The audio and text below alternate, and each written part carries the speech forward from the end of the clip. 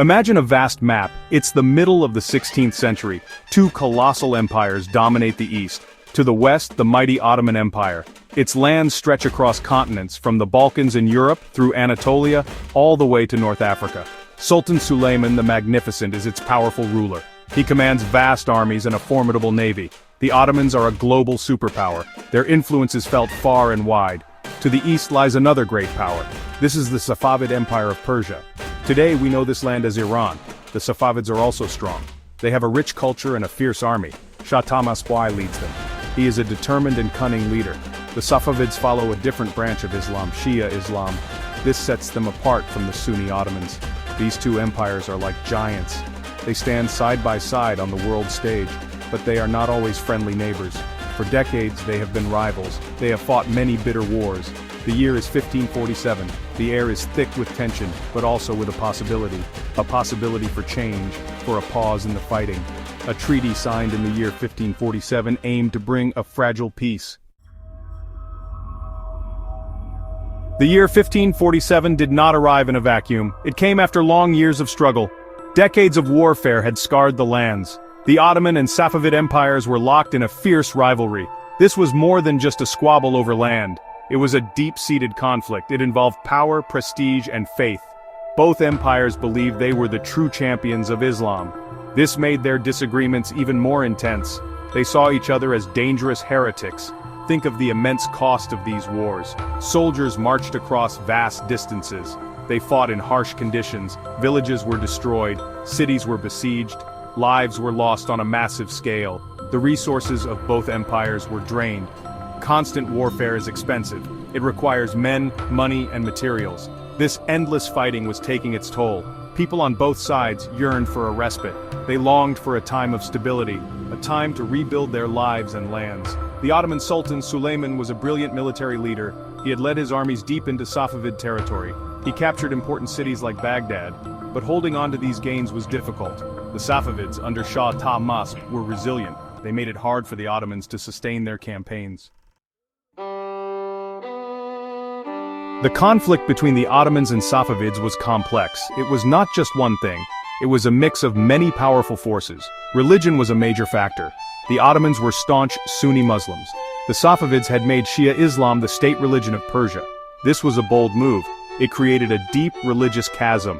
Each side viewed the other's interpretation of Islam as wrong. This religious difference was used to rally support. Territory was another huge point of contention. Both empires wanted to control strategic regions. Mesopotamia, what is now Iraq, was a key battleground. It held important cities like Baghdad. Baghdad was historically significant for Muslims. It was also crucial for trade routes. The Caucasus region, with its diverse peoples, was another flashpoint. Both empires vied for influence there. These borderlands were constantly changing hands. Economic competition also fueled the flames. Trade routes were the lifeblood of these empires. The Silk Road passed through this region. Controlling these routes meant wealth and power. The Ottomans and Safavids often tried to disrupt each other's trade.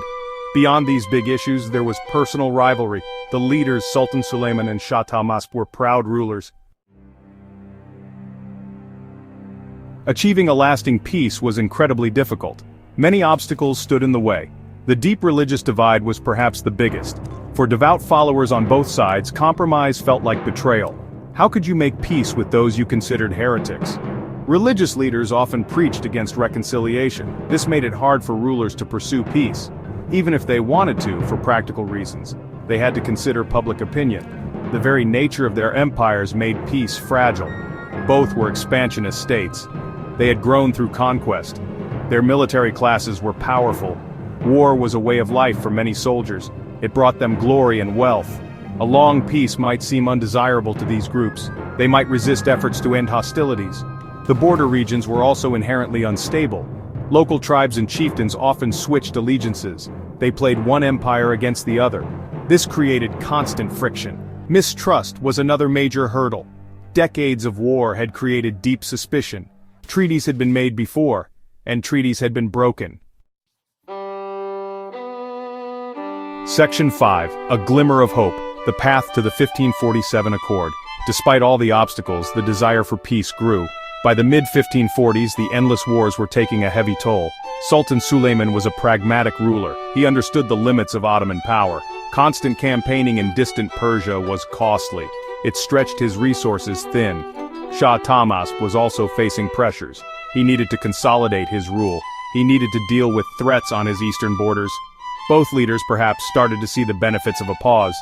The exact details of the negotiations leading to 1547 are not always clear.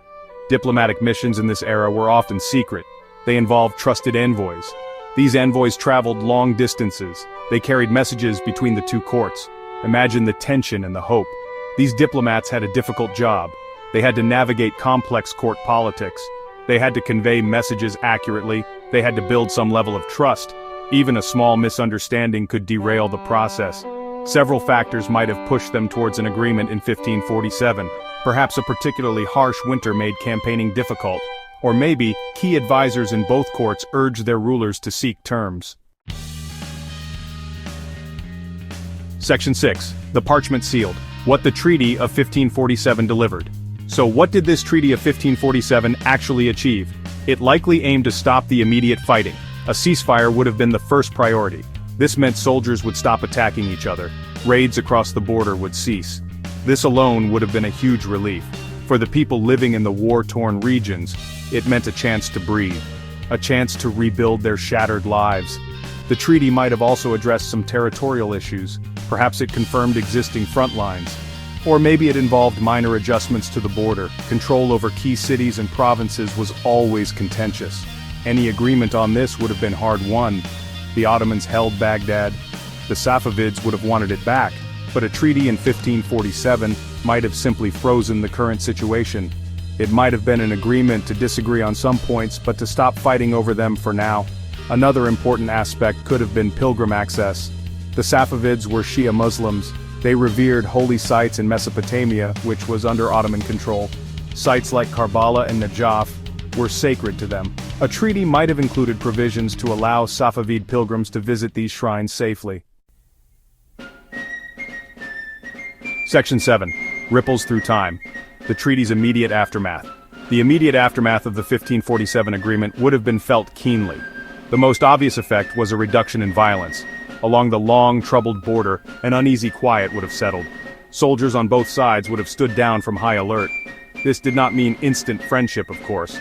Suspicion would have remained high, but the daily grind of raids, skirmishes, and sieges would have lessened. This was a welcome change for the battered populations of the frontier zones.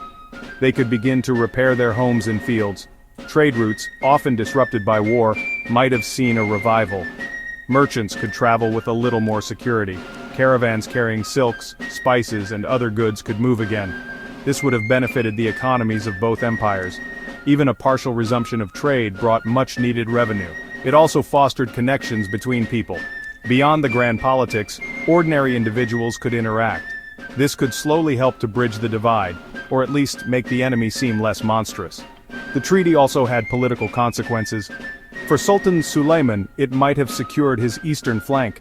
This allowed him to focus on other challenges, perhaps in Europe or within his vast empire.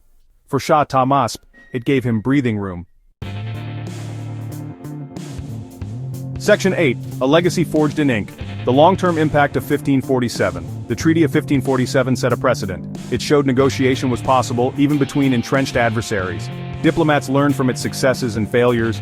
It moved relationships from pure conflict to structured rivalry. This paved the way for more comprehensive treaties like the Peace of Amasya in 1555. Periods of peace allowed for cultural exchange despite official animosity. Section 9. Voices from the past, questions for today, your thoughts on 1547. We have journeyed back to the 16th century. We have explored a time of great empires, a time of conflict, but also of hope for peace. The Treaty of 1547, or the peace efforts of that year, represent a fascinating moment. A moment when the Ottoman and Safavid giants tried to step back from the brink. They sought a respite from their long and bitter struggle. It was a complex undertaking, full of challenges and uncertainties, but it was a necessary one. Think about the courage it took. For diplomats to travel between hostile courts, for leaders to consider compromise, especially when surrounded by voices calling for war. What does this tell us about human nature?